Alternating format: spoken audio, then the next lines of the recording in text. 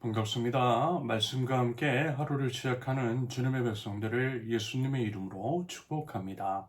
하나님께서 오늘 우리에게 주신 말씀은 느헤미야 13장 1절에서 14절까지입니다. 그날 백성에게 모세의 책을 읽어 주었는데 거기에서 그들은 다음과 같이 적혀 있는 것을 발견하였다. 암몬 사람과 모압 사람은 영원히 하나님의 총회의에 참석하지 못한다. 그들은 먹을 것과 마실 것을 가지고 와서 이스라엘 자손을 맞아들이기는커녕 오히려 발람에게 뇌물을 주어서 우리가 저주를 받도록 빌게 하였다. 그러나 우리 하나님은 그 저주를 바꾸어 복이 되게 하셨다. 백성은 이 율법의 말씀을 듣고 섞여서 사는 이방 무리를 이스라엘 가운데서 모두 분리시켰다. 이 일이 있기 전이다. 우리 하나님 성전의 방들을 맡고 있는 엘리야십 제사장은 도비야와 가까이 지내는 사이이다. 그런데 그가 도비야에게 큰 방 하나를 내주었다. 그 방은 처음부터 곡식 제물과 유향과 그릇과 레위 사람들과 노래하는 사람들과 성전 문지기들에게 주려고 11조로 거두어들인 곡식과 새 포도주와 기름과 제사장들의 몫으로 바친 제물을 두는 곳이다. 이 모든 일은 내가 예루살렘을 비웠을 때에 일어났다. 나는 바빌론 왕 아닥사스다 32년에 왕을 뵈러 갔다가 얼마가 지나서 왕에게 말미를 얻어 예루살렘으로 다시 돌아와서야 엘리야십이 하나님의 성전들 안에 도비야가 살 방을 차려준 이 악한 일을 알게 되었다. 나는 몹시 화가 나서 도비야가 쓰는 방의 세간을 다 바깥으로 내던지고 말하였다. 그 방을 깨끗하게 치운 다음에 하나님의 성전 그릇들과 곡식 제물과 유황을 다시 그리로 들여다 놓아라. 내가 또 알아보니 레위 사람들은 그동안에 받을 몫을 받지 못하고 있었다. 그래서 레위 사람들과 노래하는 사람들은 맡은 일을 버리고 저마다 밭이 있는 곳으로 떠났다.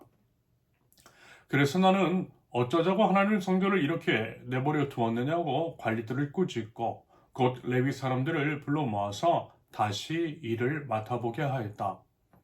그랬더니 온 유다 사람들이 곡식과 새 포도주와 기름의 11조를 가지고 와서 창고에 들여다 놓았다. 나는 셀레미야 제사장과 사독 서기관과 레위 사람 부다야를 창고 책임자로 삼고 마따니아의 손자이며 사쿨의 아들인 하난을 버금 책임자로 삼았다. 그들은 모두 정직하다고 인정을 받는 사람들이다. 그들이 맡은 일은 동료들에게 돌아갈 몫을 골고루 나눠주는 일이었다. 하나님, 내가 한 일을 기억하여 주십시오. 하나님의 성전을 보살핀 일과 예배를 드릴 수 있도록 정성껏 한 이 일을 잊지 마십시오. 아멘. 첫째, 즉각적인 순종 1절부터 3절까지입니다. 성벽 봉헌식 날 이스라엘 백성들에게 모세의 책을 읽어 주었다라고 합니다. 그 내용 중에는요, 암몬과 모압 사람들이 영원히 하나님의 총회의에 들어올 수 없다라고 하는 내용이 있었어요. 과거 출애굽 광야 시절 암몬과 모압 사람들은 이스라엘을 환대하지 않고 오히려 저주하려 했던 악한 과거가 있었습니다. 말하자면 하나님의 총회의에 들어올 수 없도록 조치한 것은 바로 그런 악행 때문이겠죠. 그러면서 이제 3절을 보시면요. 이스라엘 백성들은 이와 같은 말씀을 듣고서 이방 무리를 이스라엘 가운데서 모두 분리시켰다라고 합니다. 하나님의 말씀에 즉각적으로 순종했다라는 거예요. 하지만 여러분, 그게 이제 과연 쉬운 일이었을까요? 아니요. 결코 그렇지 않았을 것입니다. 오랜 세월 동안 이제까지 함께 살아온 이웃들을 분리해내는 것은요. 결코 쉽지 않은 일이었을 거예요. 이런저런 복잡한 이해관계가 얽혀 있었을 것이고요.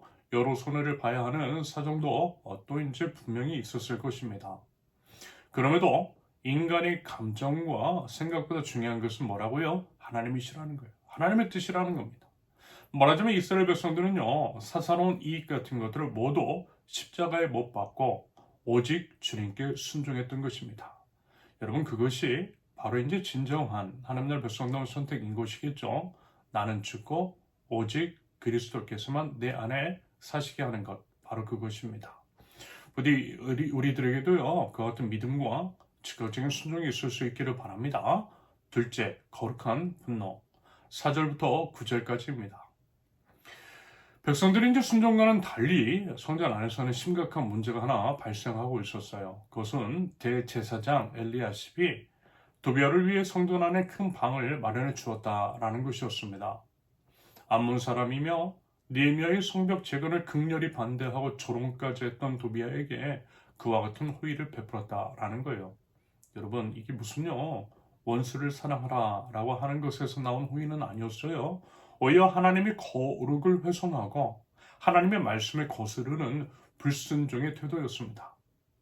게다가 5절을 보면요, 그 방은 처음부터 곡식 제물과 유향과 그릇과 레위 사람들과 노래하는 사람들과 성전 문지기들에게 주려고 11조로 거두어들인 곡식과 새 포도주와 기름과 제사장들의 몫으로 바친 제물을 두는 곳이었다라고 합니다. 이런 식으로 하나님께 드린 거룩한 예물을 보관하는 창고를 뭐라고요? 하나님을 대적했던 이방인 도비아에게 내주었던 엘리야십이었다라는 거예요. 백성의 지도자이면서 심지어 하나님을 예배하는 제사장인 엘리야십이 그와 같은 짓을 저질렀다라고 하는 것은요, 여러분 사실 대단히 심각한 일이었어요. 느헤미야는요, 이 사실을 알고서 본문 8절에서처럼 몹시 화가 나서 도비아가 쓰는 방의 세간을 모두 바깥으로 내던지고 그 방을 깨끗하게 치운 다음에 본래 용도대로 회복시켰다라고 합니다. 느헤미야가 이제 몹시 화를 냈던 것, 그것은 다름 아닌 하나님의 거룩을 위한 거룩한 분노, 바로 이제 그것이었어요. 여러분 어떻습니까? 우리는 과연 하나님의 이름이 모욕을 받고 더럽혀질 때 거룩한 분노를 마땅히 표현할 줄 알고 하나님의 거룩을 되찾기 위한 노력이 있었는지, 하나님을 위해서 분노할 줄 알고 하나님의 거룩을 회복하기 위해 나설 때에 여러분 그 사람을 하나님께서 지켜주시고요, 그를 통하여서 하나님께서 하나님의 일을 행하여 주실 줄로 믿습니다. 특별히 하나님의 이름과 하나님의 교회가 온갖 세속적인 것들로 인해 더럽혀지고 모욕을 받고 있는 작금의 한국교회 상황 속에서 거룩한 분노로 그것들을 깨끗하게 할 줄 아는 하나님 나라 백성들, 저와 여러분들이 있을 수 있기를 바랍니다. 셋째, 무너진 질서. 10절부터 14절까지입니다. 느헤미야는요, 또 다른 심각한 문제를 하나 더 발견해요. 그것은 본문 10절의 표현처럼 레위 사람들이 자신들이 받을 몫을 받지도 못하고 있었고요. 그것도 그들이 성전에서, 그래서 그들이 상전에서 맡은 일들을 버리고 생계를 위해서 각자 밭이 있는 곳으로 떠나버렸다라는 것입니다. 그러니 어때요? 상전에서의 예배가 제대로 드려질 리가 없었던 그런 참담한 상황이었다라는 것입니다. 느헤미야는요, 관리들을 책망하고 레위인들을 다시 불러 모아 제자리에 세웠습니다. 그래서 그 일을 다시 맡아보게 했어요. 그리고 정직하다라고 인정을 받는 사람들을 관리자로 새로 임명을 했고요, 레위인들이 받을 몫을 공정하게 분배했다라고 합니다. 뜸들이거나 지체하지 않았어요. 조속히 문제를 해결하는 단호함을 보여준 느헤미야였습니다. 무엇보다 하나님께 드린 예배와 관련된 것이었기에 더더욱 힘써 그랬을 것이고요, 우리 역시 그와 같은 태도를 본받아야만 할 것입니다. 그러면서 여러분, 이 모든 일은요, 느헤미야가 잠시 예루살렘을 비운 사이에 일어났더라는 것, 성벽 재건과 영적 부흥이 있은 지 얼마 지나지 않았던 때였어요. 그런데 그 잠시 동안에 백성들은 다시금 과거의 죄악으로 돌아갔다라는 것입니다.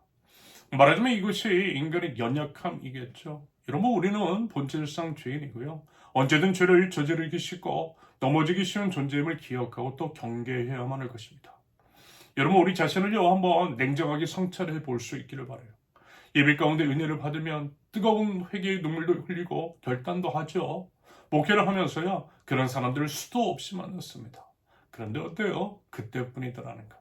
얼마 지나지 않아 다시금 옛 습관으로 돌아가는 우리 자신의 모습을 어렵지 않게 발견할 수 있을 것입니다. 이것은요, 여러분, 우리가 지속적인 말씀과 기도로 깨어있지 않으면요, 언제든 넘어질 수 있는 연약한 존재라는 것을 우리에게 다시금 깨우쳐 주는 것 같습니다. 아울러 무엇보다도 그렇기 때문에 뭐라고요? 우리 예수님 필요하다는 거예요. 연약한 우리가 붙들어야 할 것은 우리 예수님이신 줄로 믿습니다.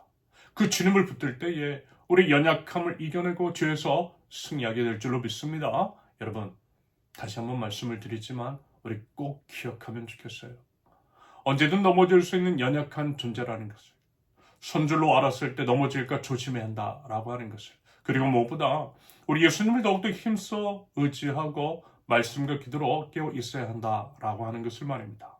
그럴 때에 신실하신 우리 주님께서 우리를 붙드시고 우리를 이끄셔서 우리를 굳건히 세우시고 죄와 악으로부터 보호해 주실 줄로 믿습니다. 부디 그 믿음 가지고 나아가는 저와 여러분들, 하나님의 거룩을 위해서 분연히 일어나 맞서 싸울 줄 아는 하나님 나라 백성들 모두 되실 수 있기를 예수님의 이름으로 축원합니다. 함께 기도합니다. 하나님 아버지, 은혜를 경험하고도 금방 잊어버리고 결단을 하고도 쉽게 무너지는 연약한 존재가 다름 아닌 저희 자신임을 솔직하게 고백드립니다. 주님, 저희를 불쌍히 여겨 주시옵소서. 오직 예수님을 붙들고 다시 일어날 수 있도록 주님 은혜 베풀어 주시옵소서. 제 삶에서 하나님을 기쁘시게 하지 못하는 것들을 과감하게 버리게 하시며 날마다 말씀으로 돌아가는 참된 계획의 삶을 살아갈 수 있도록 하나님 저희를 붙들어 주시옵소서. 죄와 악을 모두 십자가 위에 못 박고 오직 예수님으로 살아가는 하나님 나라의 백성들, 주님 말씀에 즉각적으로 순종하며 나갈 줄 아는 저희 될 수 있도록 주님 저희를 인도하여 주시옵소서. 예수님의 이름으로 기도합니다. 아멘. 하나님께서 오늘 주신 말씀과 각자의 기도 제목을 놓고 우리 잠시 기도합니다.